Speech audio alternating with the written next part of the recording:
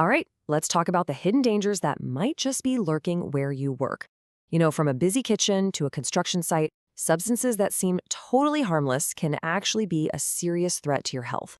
But don't you worry, because over the next few minutes, you'll get a really clear guide to understanding and, more importantly, controlling them. Okay, to get us started, here's a quick question for you. What do things like paint, flour dust, and even just basic cleaning fluids all have in common? I mean, they're all pretty normal things to find at work, right? But they share something else, something much more serious. And there it is. Every single one of them can be hazardous to your health. It's so easy to think of workplace dangers as, heavy machinery or falling from a height. But so many materials we use or even just create as part of our jobs can cause some pretty significant and lasting health problems.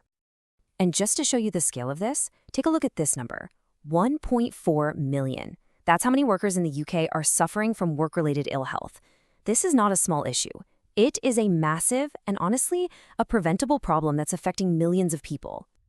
And the kind of harm we're talking about can be incredibly varied. It could be something that happens right away, like getting dizzy from fumes or your eyes stinging from a splash. Or, and this is a really scary part, it can be long-term damage that takes years and years to show up.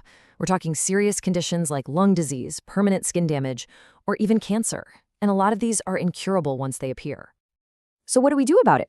Well, the answer is actually in the law. Now, this is the full official title. The Control of Substances Hazardous to Health Regulations 2002. It sounds like a real mouthful, doesn't it? A bit formal, a bit intimidating, but its goal is actually really simple. It's there to protect you.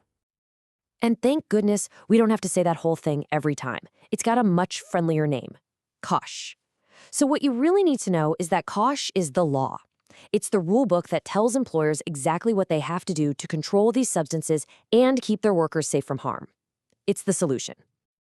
So you're probably wondering, what exactly counts as a substance? Well, COSHH is actually incredibly broad. It's not just about chemicals in bottles. We're talking about fumes from welding, dust from sanding wood, vapors from solvents, mists from spray painting, all sorts of gases, and even things like germs, biological agents that can make you sick. And this gives you a really good idea of what's in and what's out. So everyday things like flour dust in a bakery or solder fume in an electronics workshop, yep, they're covered. But it's also really important to know what isn't covered. Some substances like asbestos, lead, and radioactive materials, well, they're so exceptionally dangerous that they get their very own separate and very strict regulations. Okay, so that's the what and the why. Now for the really important part. What do you actually do about it? Let's get practical. Your first and without a doubt most crucial step is the risk assessment. Now, a COSHH assessment might sound complicated, but it's really just a simple, logical process. First, you've got to identify what the hazardous substances are.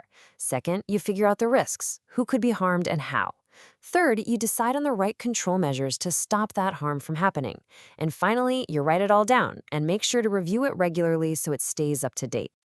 Right, so once you've figured out the risk, you need to control it. And for that, COSHH gives us this really smart, prioritized strategy. It's called the hierarchy of control. I want you to think of this like a ladder with the best, most effective options right at the top. So number one, can you just get rid of the substance altogether or swap it for something safer? That's the best option because the problem is gone. If not, can you use things like ventilation or extraction fans to contain the hazard right at the source? After that, you've got safe ways of working and good training. And way, way down at the bottom, as your absolute last resort, you have personal protective equipment, or PPE. It's last for a reason, it only protects one person, and it can fail. Eliminating the hazard protects everyone.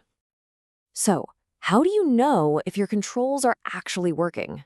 Well, for about 500 different substances, there's a legal limit called a workplace exposure limit, or a WEL.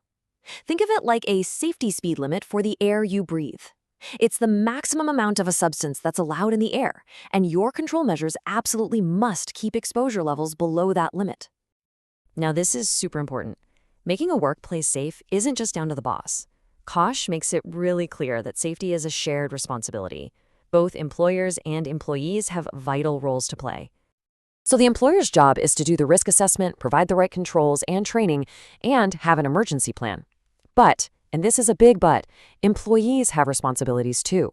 You have to use the controls you're given and use them correctly. You need to report any problems right away. And you've got to follow the safe working procedures you've been taught. It's a real team effort. Okay, so what if you're self-employed? This is a huge question, right? It's easy to think these kinds of regulations are just for big companies with lots of staff. So what's the deal if you work for yourself? Does COSHH still matter?